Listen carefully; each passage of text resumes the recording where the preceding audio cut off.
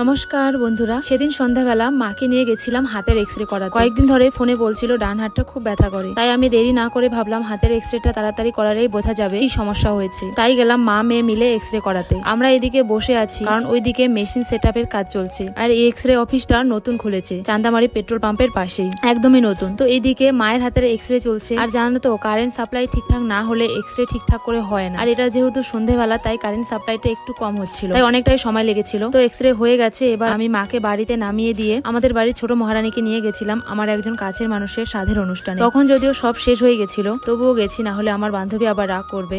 গিয়ে অমিত আর স্বপন মানে আমার স্কুল ফ্রেন্ডদের সঙ্গে দেখা হলো অনেকদিন পর। তো ওরা অনেকক্ষণ আগে এসেছিল বলে বেরিয়ে পড়লো। এদিকে আমি বান্ধবী এবং মহারানীর ফটোশুট করে দিচ্ছিলাম। বান্ধবীর শরীর একটু খারাপ হয়েছে, সে হবেই, হবু মা বলে কথা। ওকে বললাম নিজের একটু যত্ন নিস, সাবধানে থাকিস। ও তো কিছুতেই আমাকে ছাড়বে না। শেষে অনেক বুঝিয়ে ছাড়লো। ভালো থাক বান্ধবী, আর সুস্থ স্বাভাবিক একটা বেবি আসুক তোর কোল আলো করে, এটাই আমার কামনা।